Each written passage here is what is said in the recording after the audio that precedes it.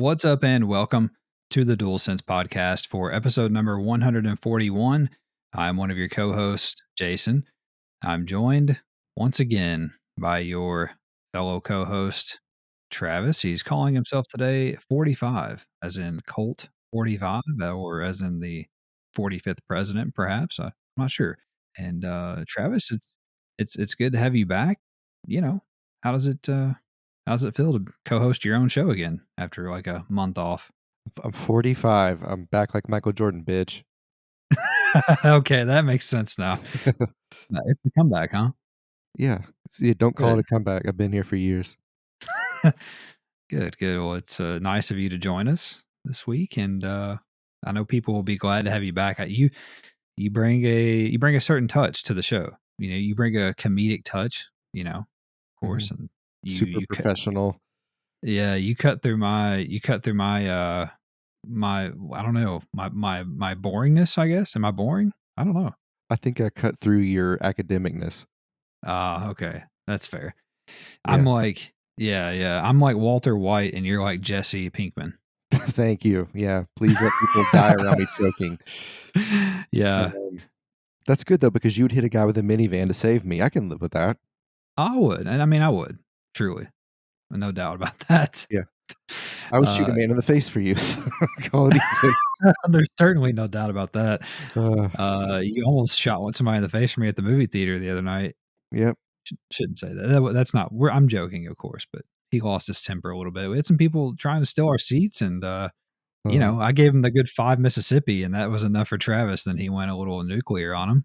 I gave him 5 Mississippis too. You did, Yeah. you did. But Yeah. anyway, I did before we jump into the news and stuff here. I want to report of what happened at lunch today. You and I went to lunch, went to a pizza joint here in town. Mhm. We're done eating pretty much. We're talking. All of a sudden, let me back up. This pizza joint has all wood floors. Okay, natural wood floors all the way throughout. So anyway, we had finished eating. We're talking, and all of a sudden, I feel my feet vibrate, almost like a train's coming through town. And I look over at you, and you're doing the one cheek lean. You're leaning to one side. I'm like, I asked you, I said, "Are you shitting?" You said, "Yes." You farted so mightily, so heartily that it reverberated down your chair, into the wood floor, across the table, and into my feet and into my chair because I could feel it in my legs too. I, I just want to say you got a lot to be proud of. Yep, one of my finer farts. I've had 4 great farts. That was one. Um, I'm the so glad you know this. multi-fart when it was quiet at the theater. That was Yeah. pretty good. And, the other one Okay. was at Yeah. at White Castle where I shit so bad, the person behind me thought the baby had shit their diaper. I totally forgot about that. Yes. Yeah. I mean, that's a Mount Rushmore of farts. I mean, truly. So that's good. Forgot all about the White Castle one. Anyway, we are a PlayStation podcast where you and I get together each and every week to discuss all of the news, rumors, new game releases, and much more in the world of PlayStation.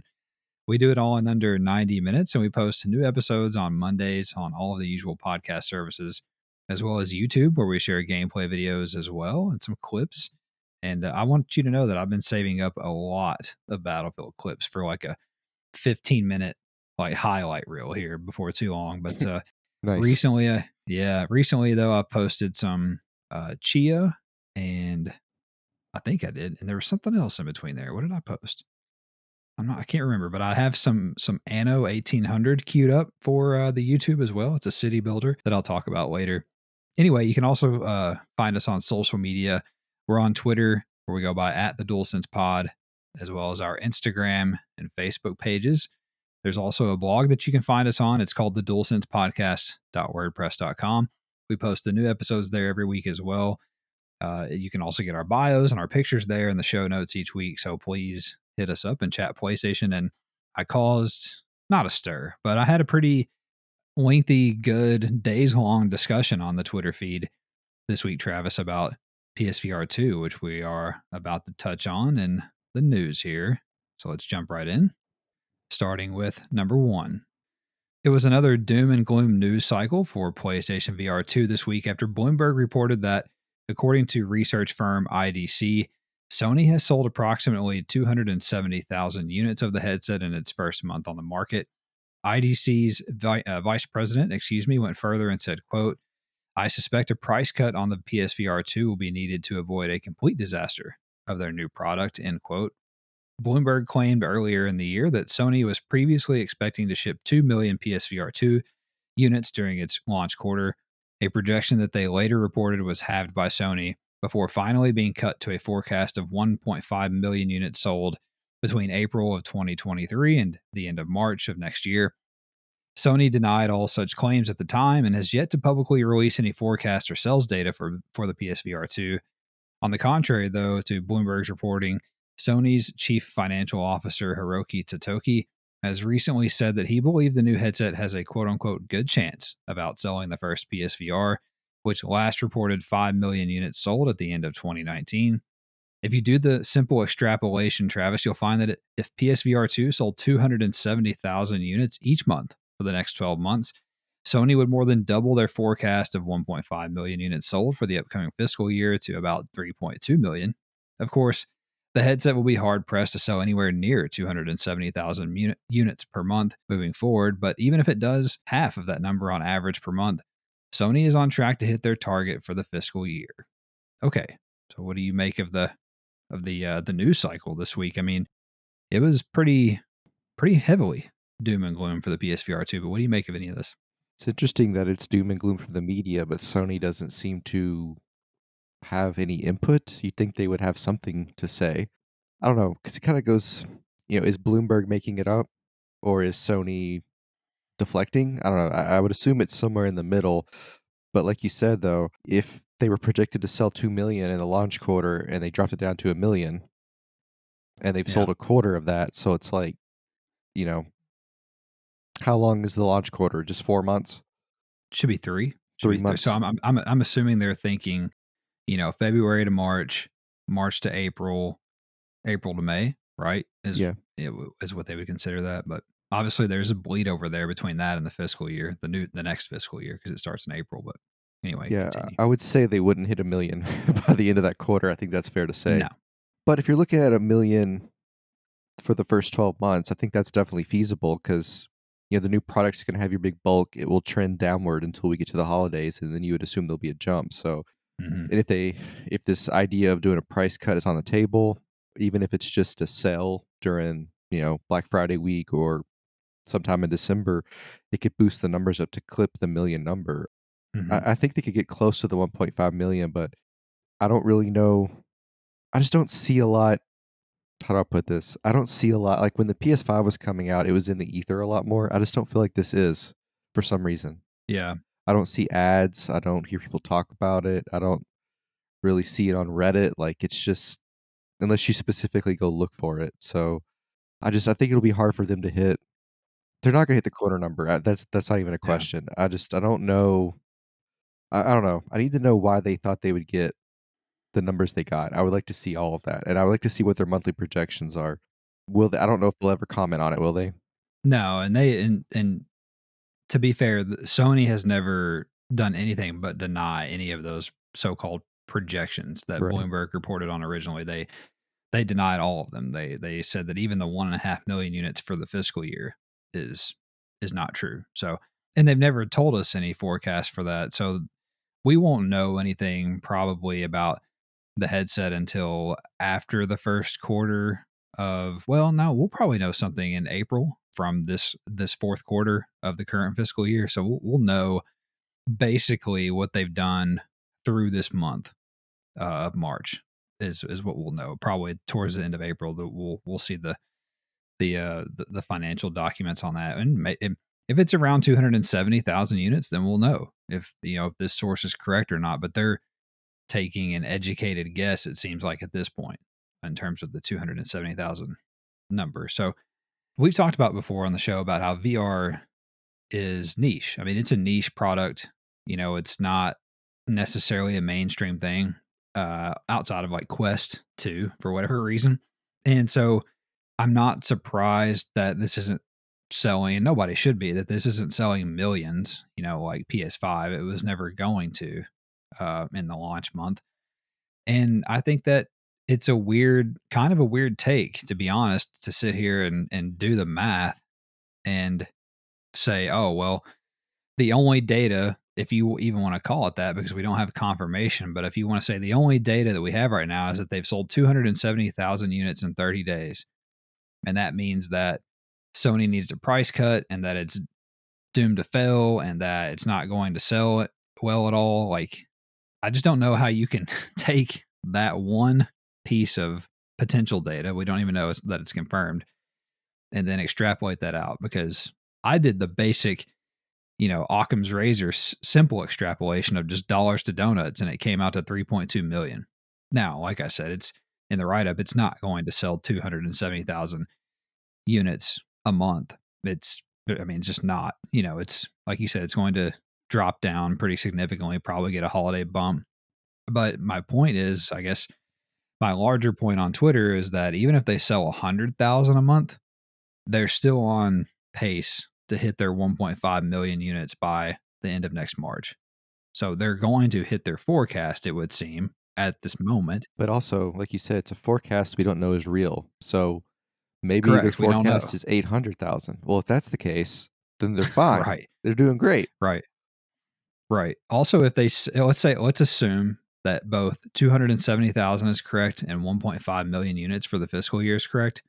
Let's say they're going to hit that 1.5 million in a year, and PSVR did that in, when did PSVR 2 come out? Was it 615 or 16? But they did 5 million. I'm going to have to look that up. They did 5 million by 2019. Let me look this up. PSVR 2 came out in October of 2016. So in 3 years, PSVR did 5 million.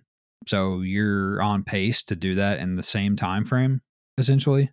And I don't know what more really they could expect. Is kind of one of the other points I was making online earlier. Like, if you can sell at least as much as 5 million and potentially maybe 1 or 2 more million, like, what, I guess we don't have a clear notion of what is a win for Sony for PSVR 2, right? Like, what is enough? Like, 5 million of the first one was enough for them to make a second one. You know what I'm saying? Like, so what is enough for the second one for them to possibly make a third one? I don't know.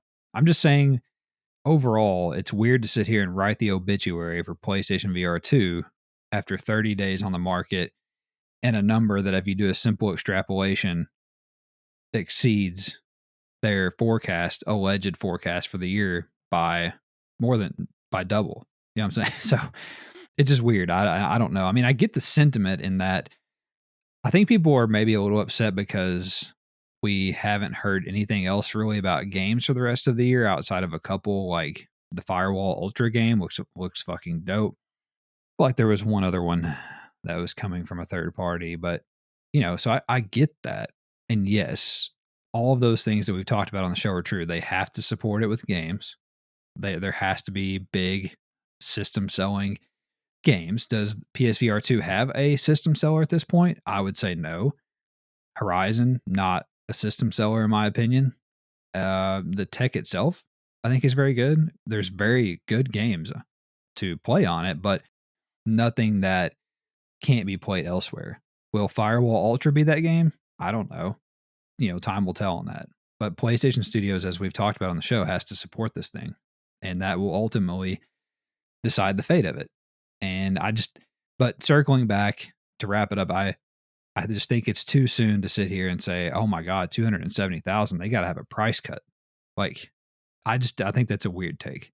I think it's a weird take. And even if they, like I said, sell 100 for the month of April, then they're fine. We'll see. Number 2, in a bit of conspicuous news, free-to-play platform fighter MultiVersus is closing its open beta on June 25th and going offline to prepare for full launch in 2024, which is rather shady considering that they've been selling founders packs and premium currency since July of last year. Developer Player First Games, that's funny, said the game closing its open beta will not make it eligible for refunds, but that players will retain all of their purchased content when the game reemerges next year. If you'll remember, MultiVersus has seen its player count plummet nearly 100% since peaking at 153,433 concurrent players the day after launching into open beta last year. So what do you think about taking the open beta, which in my opinion, I don't think was ever designed to be taken offline. But what do you think about this open beta going offline and all this? This is very odd to me. I don't think I remember a beta doing that in this fashion. As in, I Hmm. forgot it was an open beta. I thought the game was just out, and Right. you're gonna take not only take it down, sure, take it down to fix some stuff, but take it down for what, at least 10 months.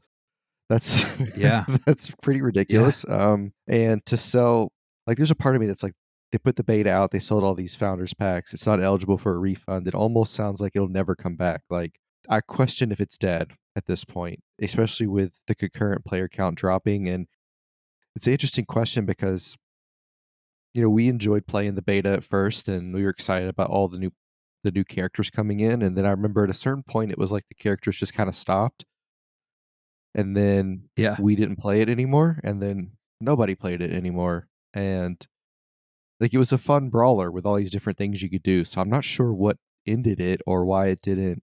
I'm not sure why this is happening, but what could they possibly be doing for 10 months to the game to make it any better? Other than, oh, we'll take it off, and then when we relaunch it, it'll have this new interest. It seems like the only angle they have is that's what they're thinking, and I can't imagine that will work. Yeah. I'm just not, I'm like you. I've never quite seen anything like this. I don't think. I don't know that I've seen a game. You see games do open betas, right?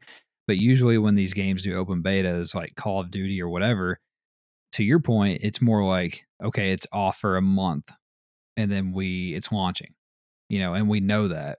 And we also haven't paid any money to have cosmetics and to unlock fighters and all that, right? But this game, like you said, pretty much acted like it was out and then sold founders packs, some of them for $100, sold their premium currency, which you don't see in an open beta or a founder pack for that matter.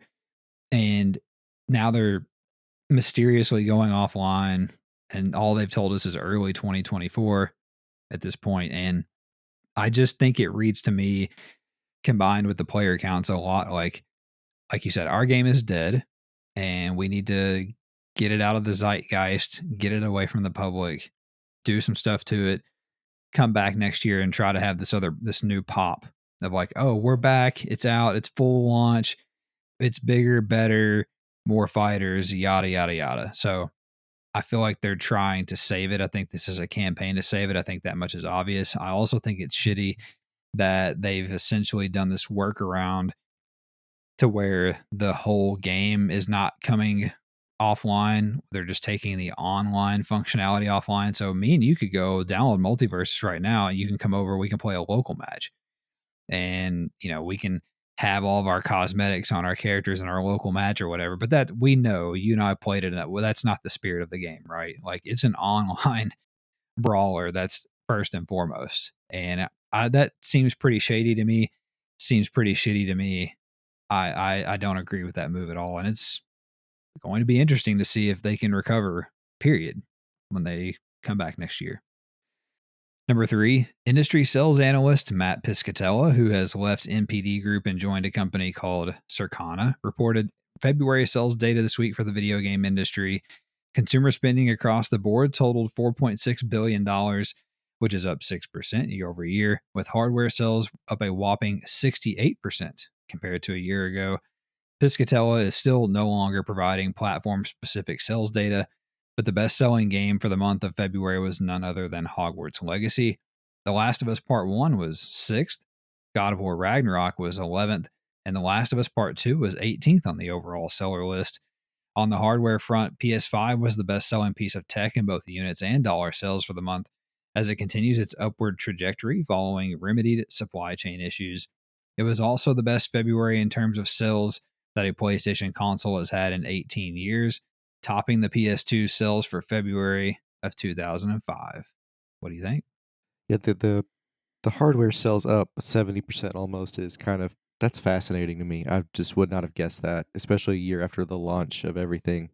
Mm-hmm. Like, I know every month we talk about the consumer spending, and I still have a hard time articulating what $4.5 billion looks like. It's just ridiculous. I know we spent 10 times that to Ukraine. But anyway, but no, I think the interesting thing about all this is it's the console's, best February in like 20 years. Like that's insane. Yeah, Like what happened? What happened in February that made the PS5 sell so much? And I know people will point at the supply constraints being gone, but they've been gone for half a year. So I think I don't know what happened in February unless it's just all people got tax returns and they were like, hell yeah, let's get a PlayStation, would be could my be. guess. But maybe this also ties into the PSVR2 sales and the questions there. Like, there's no way Sony accounted for the largest February for console sales in 20 years when they were factoring in their projections for this month on the VR. So maybe that's something to consider too.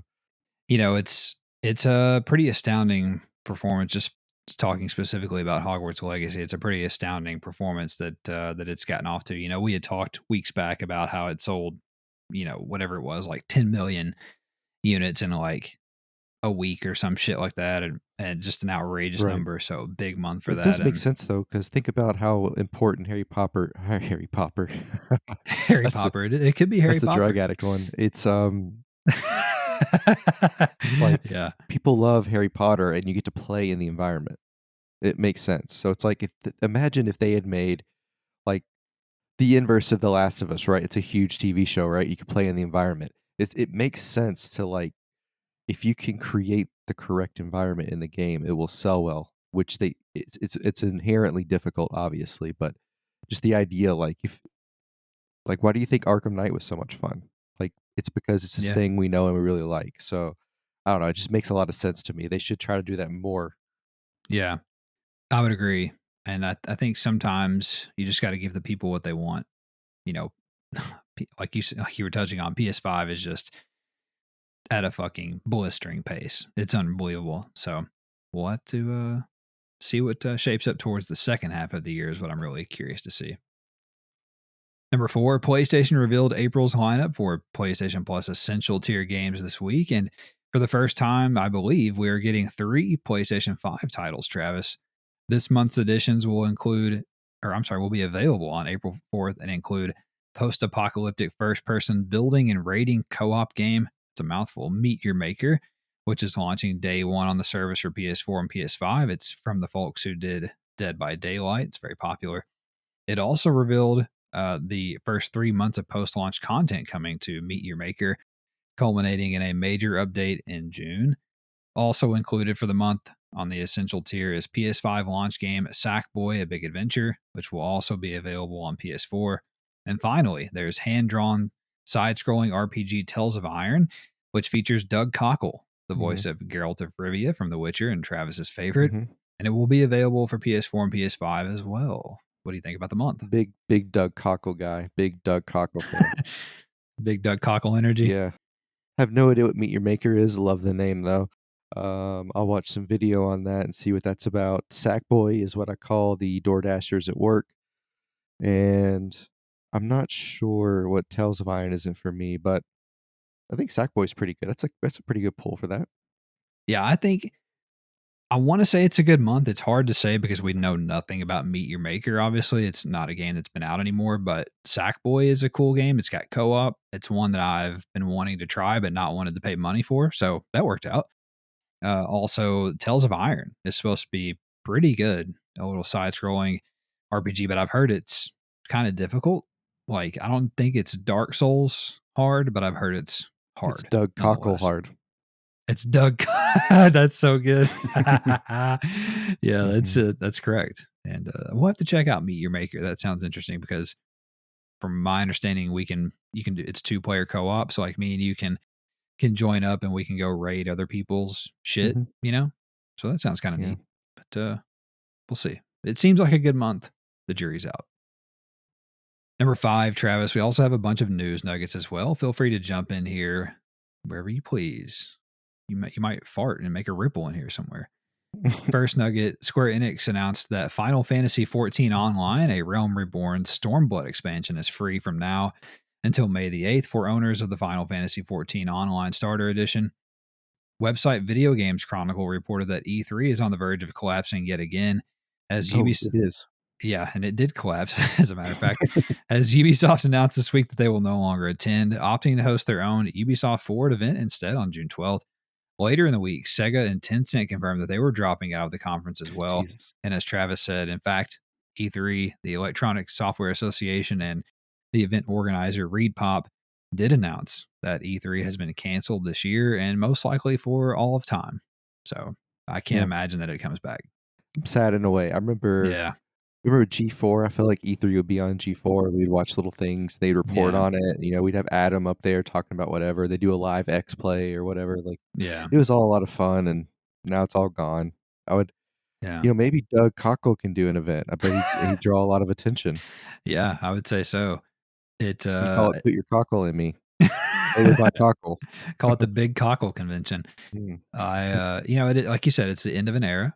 It's a sad time. It was always fun sitting around, the lead up to E3, knowing that everyone yeah. was going to be there, all We the used to big, talk about going when we were adults with money. I know. We were like, we should go one year to LA and do it. And then we just, we didn't have money until it was dead. So what do you do?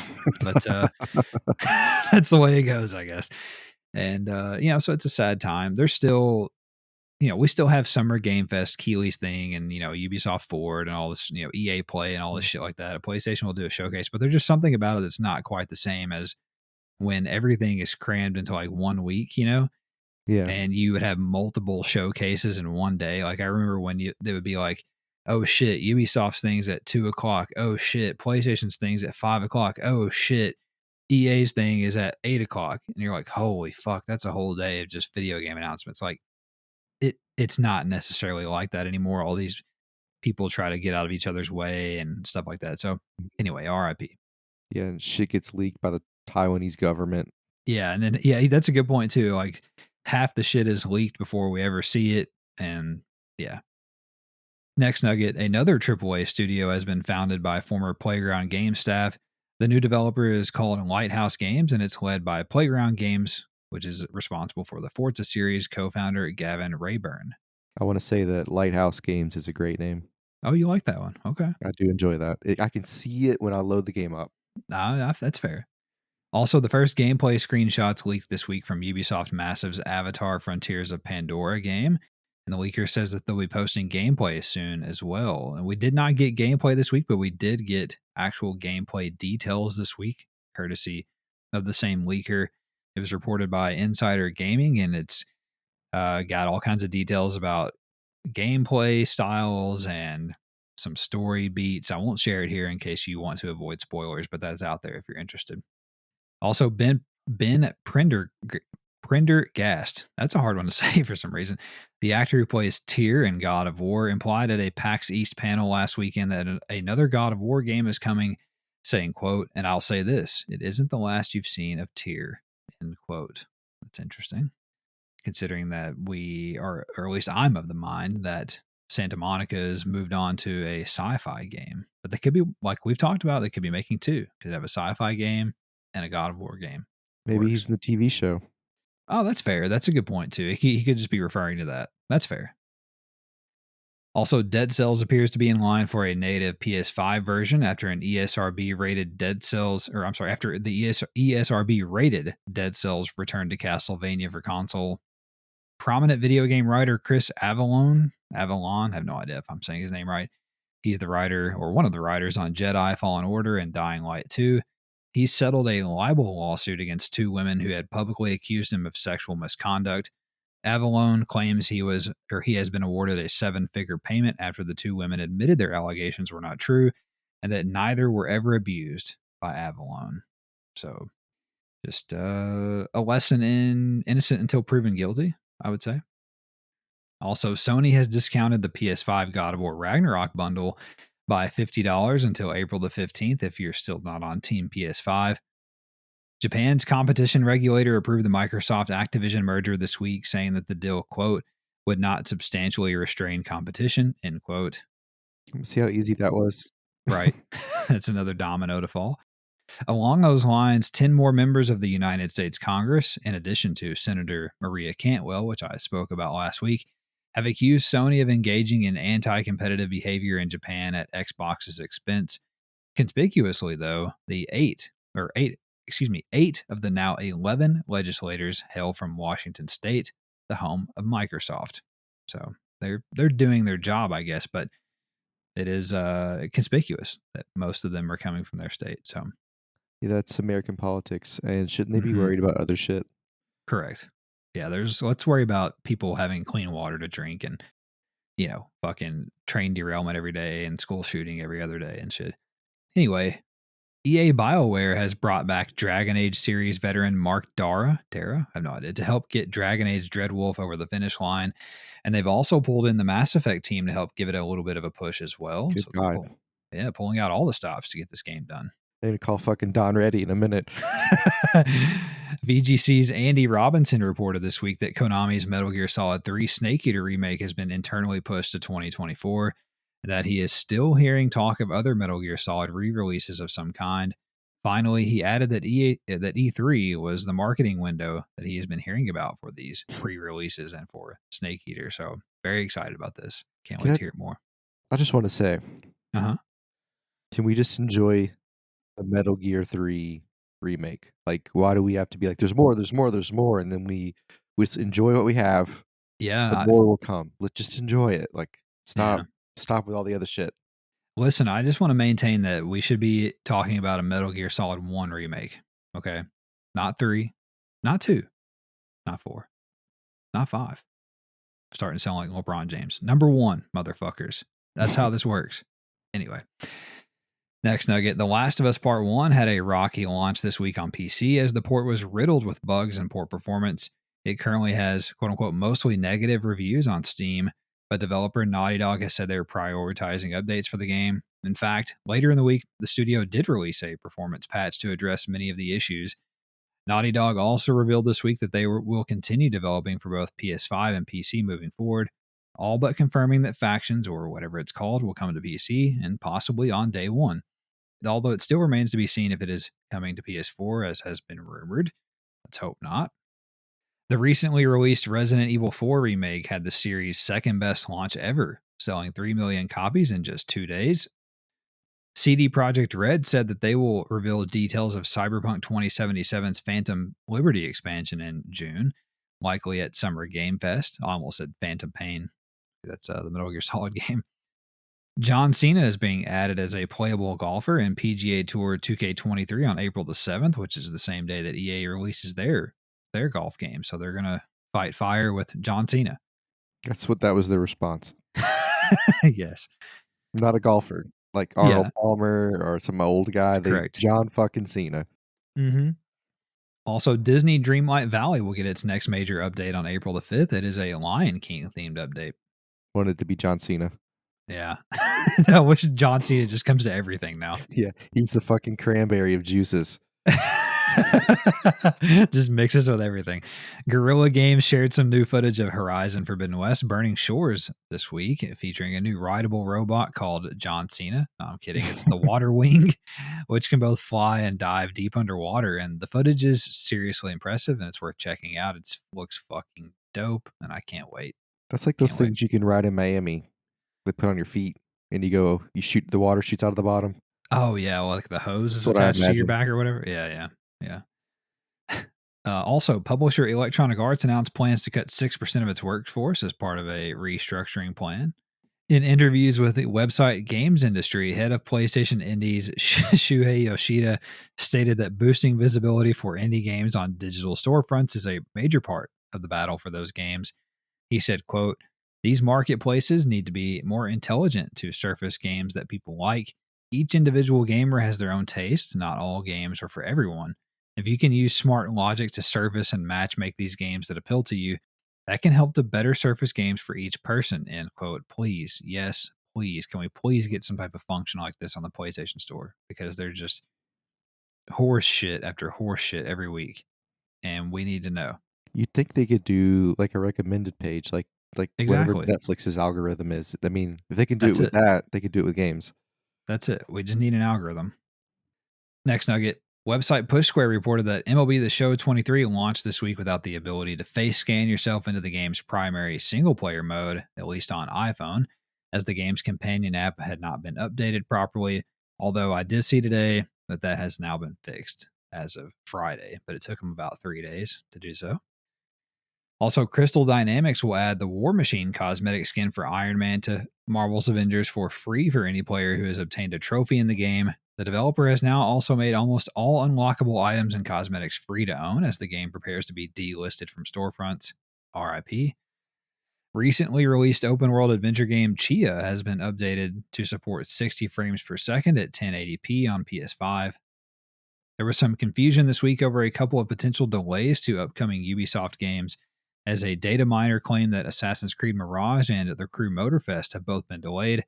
For what it's worth, however, the ultra reliable insider Tom Henderson added that his sources are telling him it is still on track for an August release, though no word on Motorfest, meaning Mirage is on track for August. PlayStation announced it is partnering with Crisis Text Line in the United States to provide free 24/7 high quality text based mental health support for players, their friends, or anyone close to them. Players can reach out by texting the word circle to 741 with both English and Spanish language support on offer. Sony said they are aiming to, quote, help you move from a hot moment to a cool calm, end quote. So maybe text, send a text next time before you spike a controller across the room. I guess I could try that. I feel like it'll end Yeah. up with me spiking my phone. Better than your controller. Okay. Disney's upcoming free-to-play kart racer is hitting paid early access on April 18th. It's called Disney Speedstorm. It's going to have 3 founders packs on offer for either $30, $50, or $70.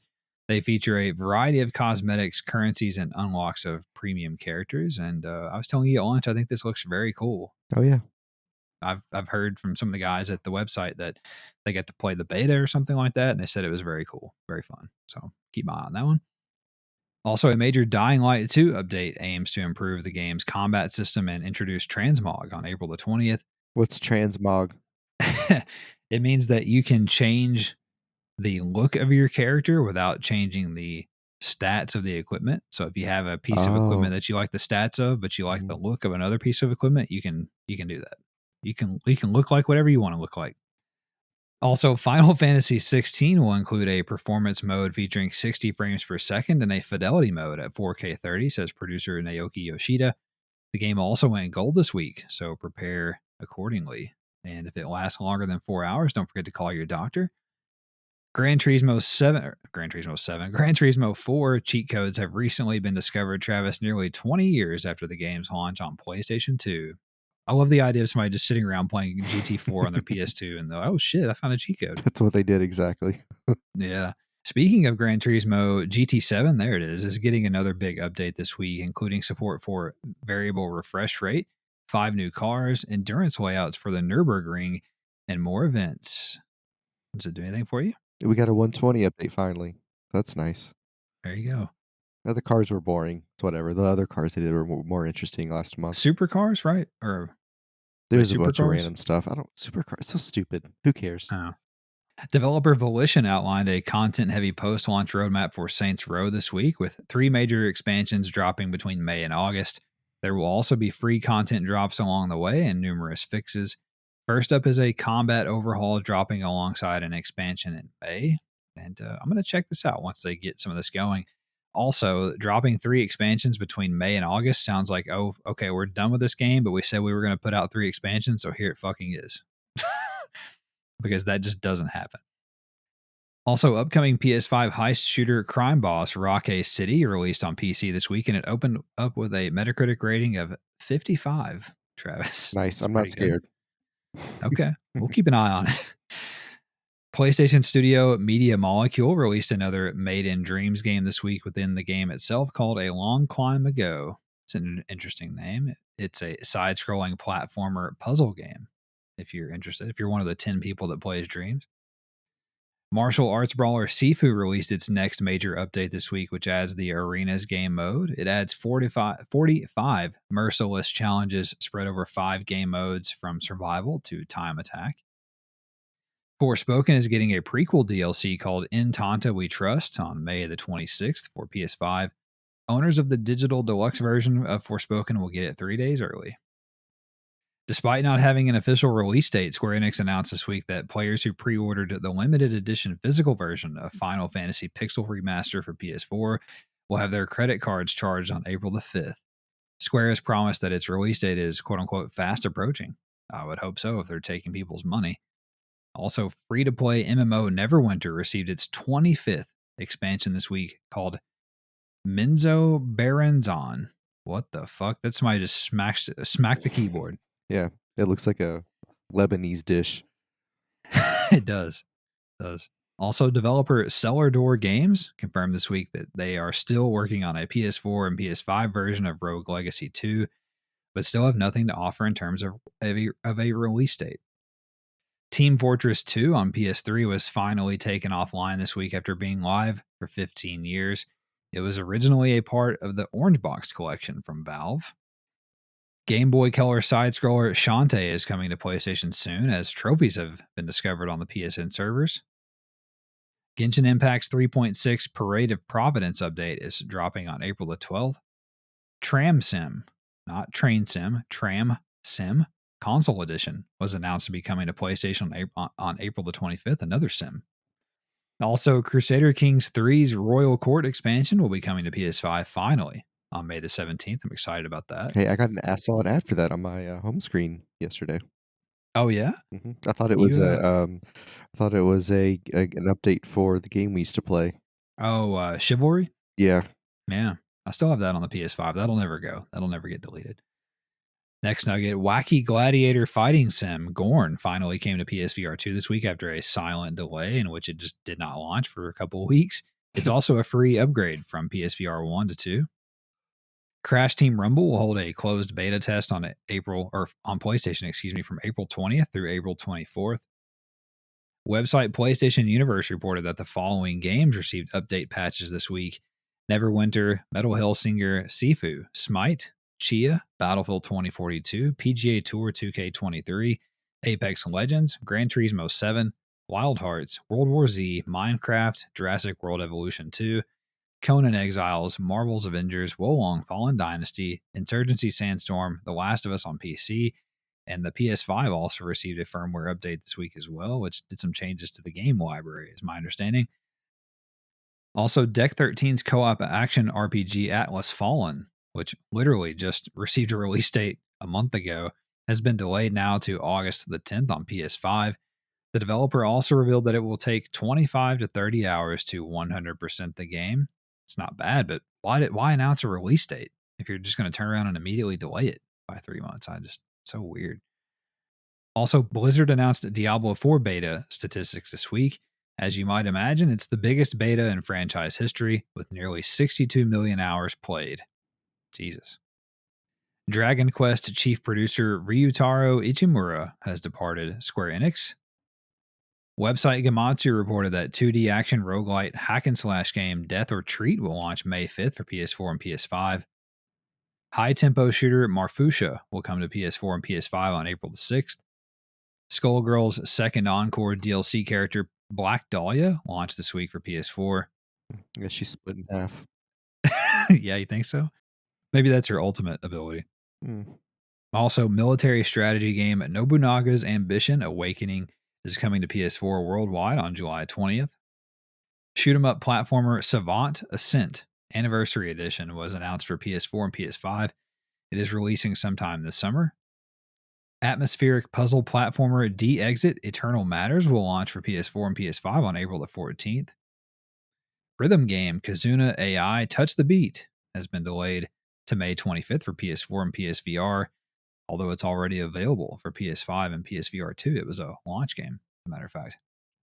Action RPG Infinity Strash, with an R, Dragon Quest The Adventure of Dai will launch for PS4 and PS5 worldwide this fall.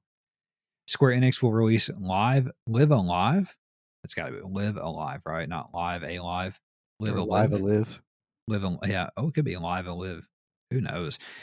Anyway, the remake of that game is coming to PS4 and PS5 on April the 27th, and a demo is available right now on the PlayStation Store.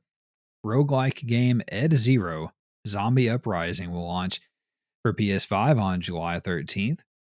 And finally, Gamatsu reported that Grand Blue Fantasy Versus Rising will include Siegfried as a playable character, and a beta test will be available in May on both PS4 and PS5. Who's And Siegfried? he's Roy's partner. I can't remember if he's the one that got eaten by the lion though or not. Is that really Tiger. which one it is? No, I don't know. Oh. Okay, the only Siegfried I know is him and like some German philosopher. I don't think either of those are what they're pulling. No, I doubt it. I have no idea. But anyway, that's all for the news this week. And I'm going to turn it over to Travis now. He's back. He can do his job. I'm going to give it to him for the new games this week. On the 27th, we have Case Files, The Death of Paulette Williams. We have a match, Ventures, Math Fun. That sounds stupid. Quiz This Croatia. Seems passive aggressive. Snow Yeah. Madness.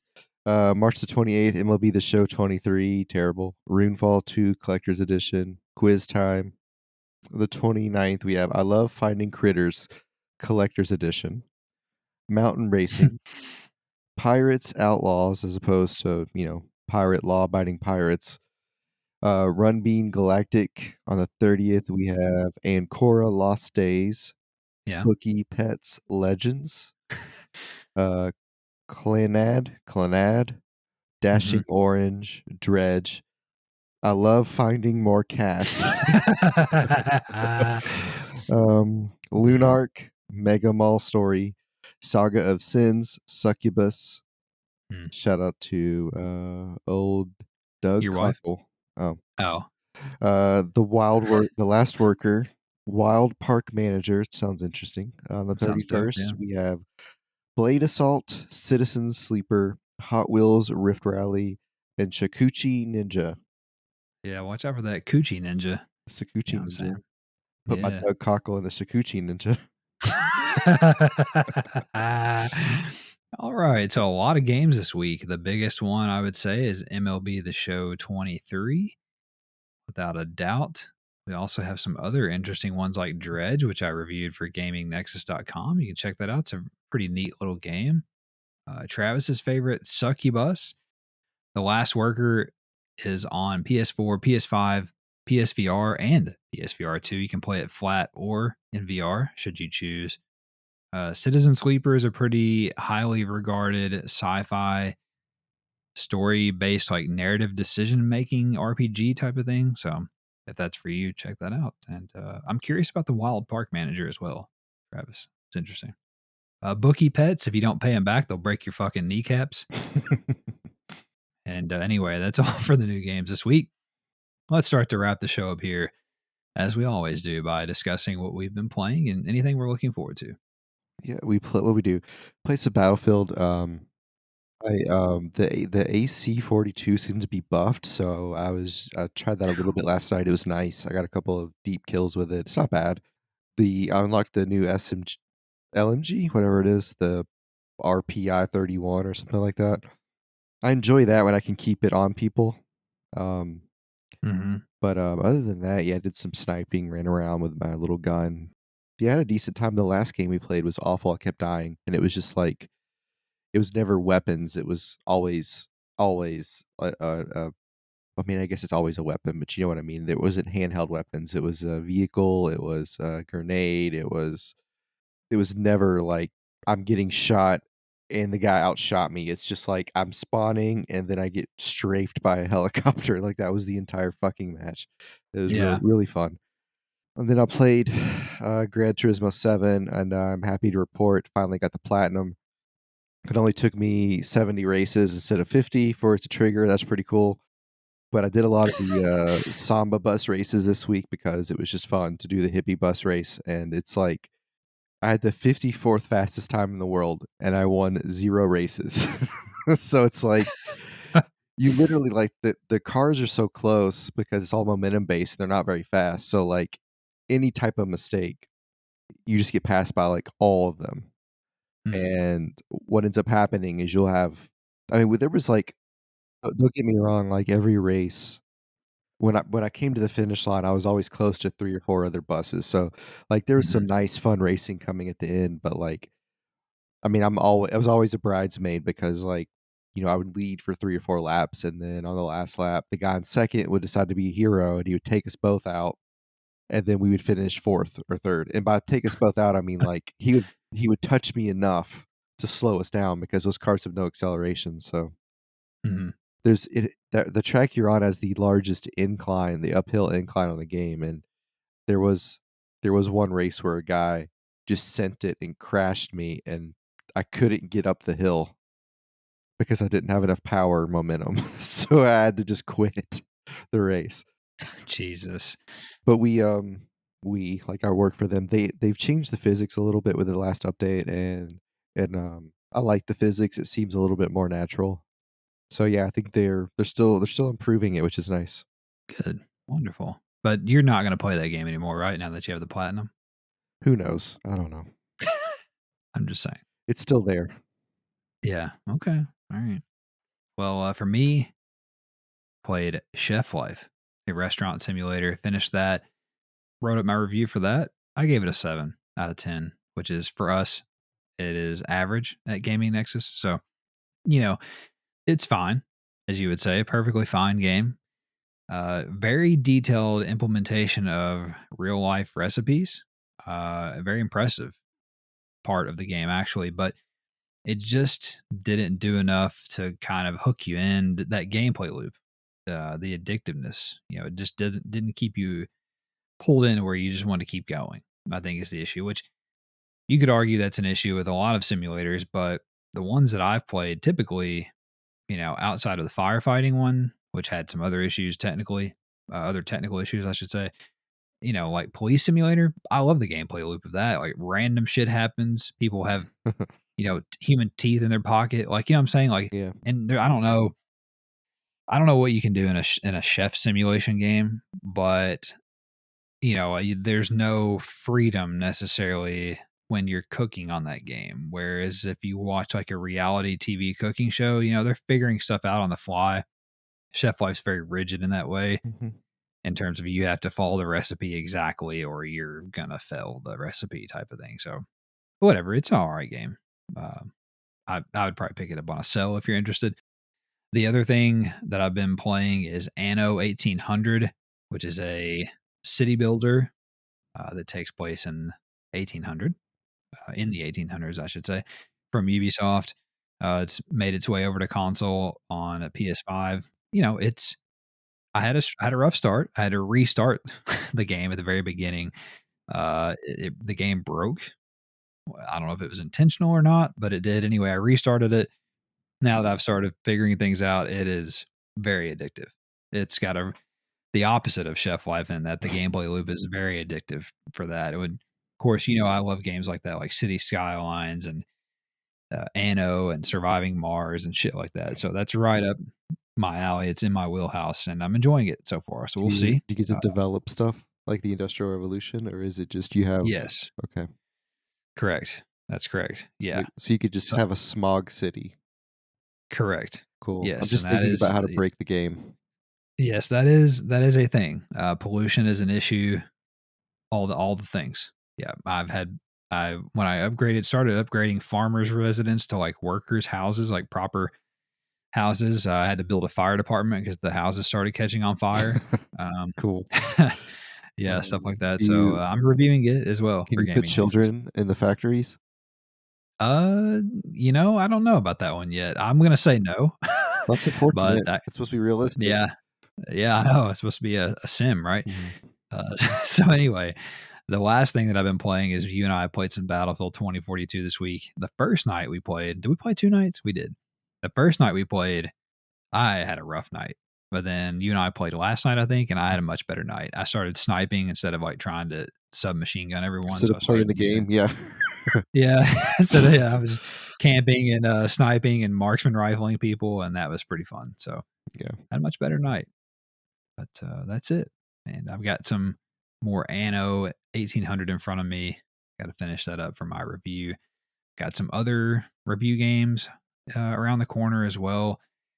No matter what I seem to do, I always seem to find myself like in the thick of it. Like I'd really like to go back to Hogwarts Legacy and play more of that, but I just don't think it's going to happen anytime soon for me. So I'll keep it on the hard drive. I'll get back to it eventually, maybe during the summer. I don't know. Anyway, that's it for Travis. That's it for me. That's it for the show. Do you enjoy it? Don't forget to subscribe to get a new episode delivered every Monday on your podcast service or the YouTube. We would love to have you back for another one. Also, while you're here, if you don't mind, leave us a rating or a review, a like, thumbs up, comment, all that shit. Hearts, stars, all of it's good. It's very helpful. Helps us in those nasty fights against the algorithm. We would also love it if you could share us with a friend or a loved one who you think might enjoy the show.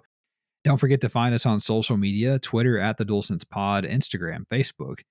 Our blog is the DualSensePodcast.wordpress.com. We would love to hear from you and chat PlayStation or chat about PSVR2, Doom to Fail, etc. Which maybe it is. I don't know. Fuck do I know. I'm enjoying it. And I'm trying to think. Anything else here? I don't think so. So we'll get out of here. You guys take care. Have a great week, and we'll talk at you next time. Hopefully Travis makes it back for 2 weeks in a row. Thanks for listening. Have a great week. Bye-bye.